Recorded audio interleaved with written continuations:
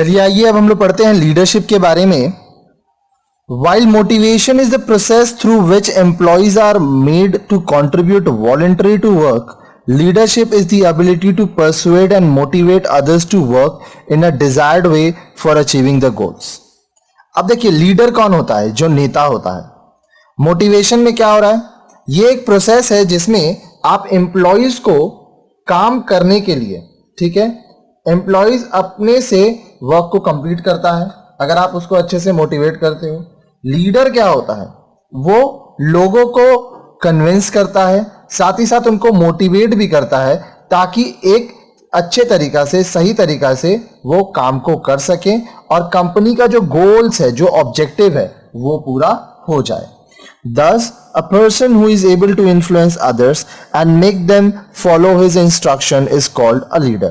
तो वो आदमी जो दूसरों पर अपना प्रभाव छोड़ सके, साथ ही साथ वो दूसरों से अपना इंस्ट्रक्शंस को फॉलो करवा सके, कहने का मतलब वो जो बात बोले वो दूसरे करें, तो उसको लीडर कहते हैं।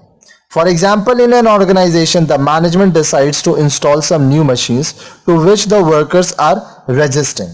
अब मान लीजिए मैनेजमेंट जो है वो डिसाइड करता है कि हाँ हम लोग एक नया मशीन लगाएंगे, लेकिन वर्कर क्या कर रहे हैं, इसको रेजिस्ट कर रहे हैं। However, one of the worker takes the initiative, explains the fellow workers the benefits of working with the new machine and molds them to accept the management decision. ठीक है। अब देखिए पहले क्या था, वर्कर्स रेजिस्ट कर रहे थे, मना कर रहे थे कि नहीं, नया मशीन नहीं लगाना है, लेकिन वर्कर्स के बीच में से ही कोई एक वर्कर इनिशिएटिव लेता है, आगे बढ़ता है और सब वर्कर्स को समझाता है कि किस तरह से मशीन्स में काम करने से वर्कर्स का फायदा होगा और मैनेजमेंट का जो डिसीजन है वो सबसे एक्सेप्ट करवा लेता है। Now he is said to be a leader as he is able to influence a group of workers who followed him. तो यहाँ पर वो व्यक्ति एक लीडर है क्योंकि वो लोगों को इन्फ्लुएंस कर रहा है और अपनी बात को मनवा रहा है।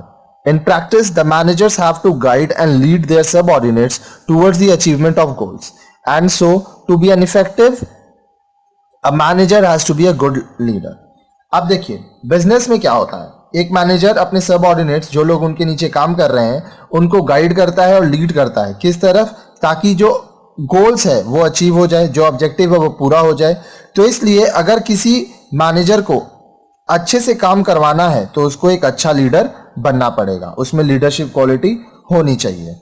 Now leadership is the process which influences the people and inspires them to willingly accomplish the organizational objective.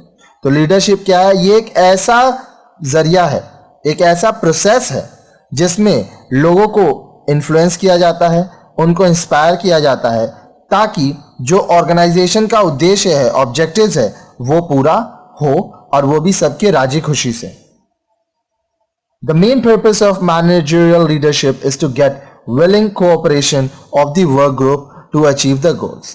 अब देखिए मैनेजरियल जो लीडरशिप होता है उसका मेन पर्पस क्या है कि सबके कोऑपरेशन के साथ अचीव करें ऑब्जेक्टिव्स को, अपने उद्देश्य को।